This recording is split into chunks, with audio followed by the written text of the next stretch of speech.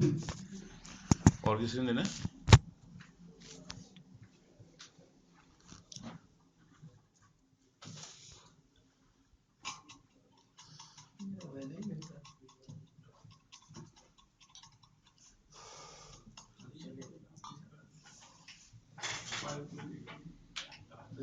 क्या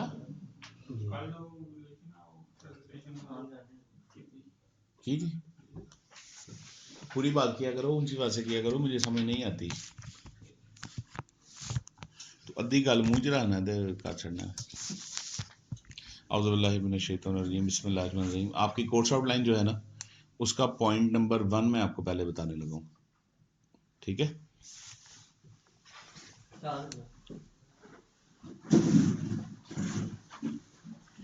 कारोबार की इकसाम 3 होती हैं, ठीक है जी? ये आपकी रिकॉर्डिंग हो रही है, लिखने की जरूरत नहीं है। कारोबार की इकसाम 3 होती हैं। या तो आप अकेले काम करते हैं, उसे सोल प्रोप्राइटरशिप बोलते हैं, बोले? या तो आप पार्टनर्स मिलकर काम करते हैं, उसे पार्टनरशिप बोलते हैं। पार्टनरशिप को फर्म भी बोलते हैं। सोल पार्टनरशिप में एक बंदा होता है, पार्टनरशिप में 2 से लेकर 20 तक होते हैं। अगर 20 से ज्यादा लोग करने हैं तो फिर आपको कंपनी बनानी पड़ेगी। कंपनियां 2 किस्म की होती हैं, 3 किस्म की होती हैं। एक होती है सिंगल मेंबर कंपनी, जिसमें एक मेंबर होता है। एक होती है प्राइवेट लिमिटेड कंपनी, उसमें कम से कम 2 और ज्यादा से ज्यादा 50 होते हैं। एक होती है पब्लिक लिमिटेड कंपनी, जिसमें कम से कम 7 और ज्यादा से ज्यादा की कोई हद नहीं होती। 3 किस्म के कारोबार है। सोल प्रोप्राइटरशिप बोले, पार्टनरशिप और कंपनी। कंपनियां 2 किस्म की होती है, 3 किस्म की, सिंगल मेंबर, प्राइवेट और पब्लिक। सोल प्रोप्राइटरशिप में एक बंदा काम करता है, पार्टनरशिप में कम से कम 2 और ज्यादा से ज्यादा 20। सिंगल मेंबर कंपनी में एक बंदा होता है, प्राइवेट लिमिटेड में कम से कम 2, ज्यादा ज्यादा 50। पब्लिक लिमिटेड कंपनी में कम से कम ज्यादा ज्यादा की कोई हद नहीं होती। अब इनको तरीकाकार क्या है रजिस्टर करवाने का, आज मैं आपको सोल प्रोप्राइटरशिप का बताऊंगा। सबसे पहला काम जो आप कर रहे हैं, वो आपने नाम चूज करना होता है। नाम चूज करके चैम्बर ऑफ कॉमर्स से वेरीफाई करवाना होता है। वेरीफाई करवाने के बाद आप जाते हैं, ये कचहरी रोड पर FBR का ऑफिस है। वेरीफाई करवाने के बाद वहां जब आप जाते हैं तो वो आपको फ्री NTN रजिस्टर करके देते हैं। शनाख्ती कार्ड की कॉपी चाहिए आपको, ठीक है? वहां जाके आप अपनी कंपनी का नाम बताना है, एड्रेस बताना है, कौन सा कारोबार आप कर रहे हैं, किस चीज के एक्सपोर्ट करना चाह रहे हैं, वो बताना है आपने। इसके बाद वो कहेंगे जी आप अपना ईमेल बताएं। फिर आपने कारोबार का ईमेल बना के लेकर अपने मोबाइल पे लगा के लेके जाना है उधर, और डाटा चलता होना चाहिए। वो आपको ईमेल जो आप देंगे अपने कारोबार का, उसके ऊपर आपको ईमेल का एक कोड सेंड करेंगे, वो उसी वक्त ही उधर ही खड़े खड़े वो आपने कोड उनको बताना है। फिर वो कहेंगे आप मोबाइल नंबर दें जो आपका बिजनेस के लिए यूज करना है आपने, फिर आपने वो देना है। जब वो आप दे देते हैं, फिर उसके बाद आपके मोबाइल पे कोड आएगा, वो फिर कोड आपने उनको बताना है। उसके बाद उन्होंने कहना अब आप जाएं। 7 दिन बाद आपको ईमेल आ जाएगी। वो जो ईमेल आएगी वो आपका NTN नंबर है। अब आपने क्या करना है, 7 दिन के अंदर अंदर आपके पास मौजूद है, आपने मोहर बनवानी है, एक स्टैंप अपने कारोबार के नाम की, और उस स्टैंप के साथ आपने फिर बाद में चले जाना है बैंक में। बैंक में जाकर उनसे पूछना है, अपने करीब तरीन बैंक में, कि क्या यहाँ पर एक्सपोर्ट के अकाउंट्स आप खोलते हैं? अगर वो कहे हाँ हम खोलते हैं, तो वहां पर आप खोल लें, नहीं तो वो ब्रांच बताएंगे आपको कि फलां ब्रांच में आप चले जाएं। हर ब्रांच एक्सपोर्ट के अकाउंट नहीं खोलती। वहां जब आप जाएंगे तो वो आपसे एक फॉर्म फिल करवाएंगे। फॉर्म फिल करवाने के बाद 500 से लेकर 500, 1000, 2000, जितने भी आप इजीली अफोर्ड कर सकते हैं उतने पैसे बैंक में जमा करवाएं। बैंक में जमा करवाने के बाद वो आपसे कहेंगे कि आप जाएं, कल आपके घर लेटर आएगा। वो लेटर लेके अगले दिन आपने जाना है, फिर वो एड्रेस वेरिफिकेशन के लिए।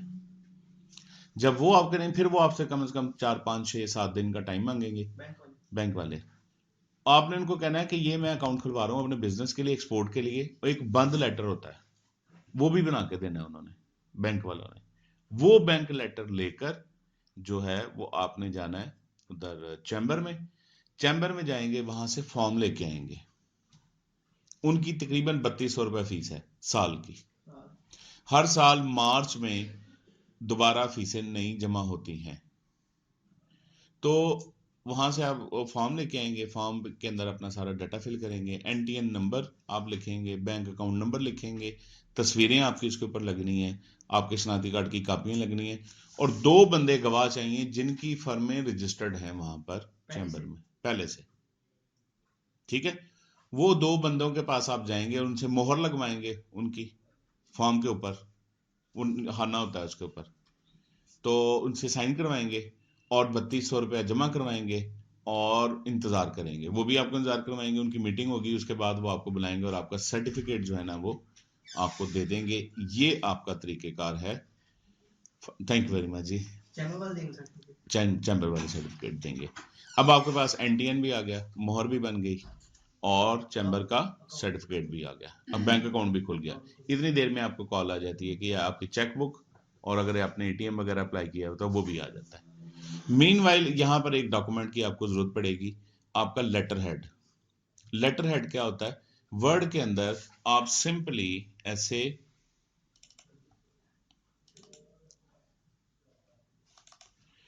अपनी कंपनी का नाम ऐसे लिखें ऊपर, ऐसे उसका एड्रेस वगैरह लिखें, उसका टेलीफोन नंबर लिखें, लाइन लगा के रेफरेंस नंबर और डेट लिख दें, और ये जगह जहां पर ये अंडरटेकिंग ये खाली छोड़ दें। ठीक है जी, सिर्फ इतना हिस्सा आप टाइप करके वर्ड के अंदर इसके प्रिंट आउट्स ले लें, 10 कापी, हाँ बिल्कुल खाली। और आपसे 2-3 जगहों पर वो एप्लीकेशन मांगेंगे, बैंक अकाउंट खोलने के लिए भी एप्लीकेशन मांगेंगे, चैम्बर में रजिस्ट्रेशन के लिए भी एप्लीकेशन मांगेंगे।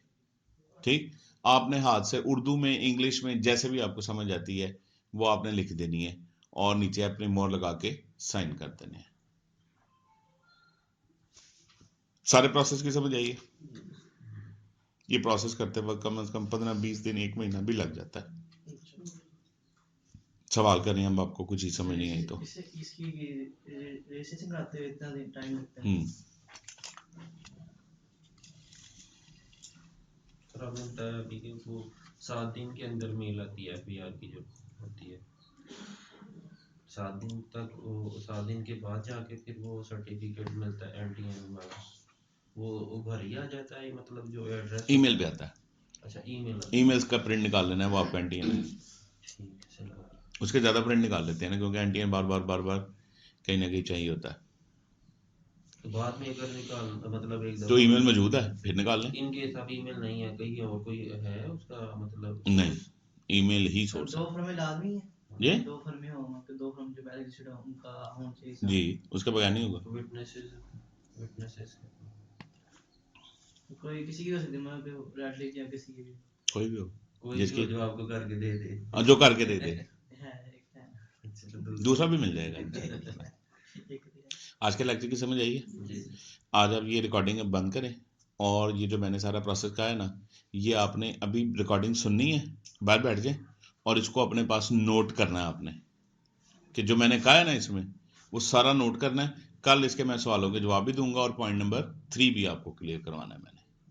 अपने लैपटॉप से जो भी आपके पास कंप्यूटर वगैरह है वो अपने साथ रखें, रोज हम पॉइंट वाइज चलेंगे। ठीक हो गया जी? हाँ कर लें। ठीक है जी, थैंक यू वेरी मच।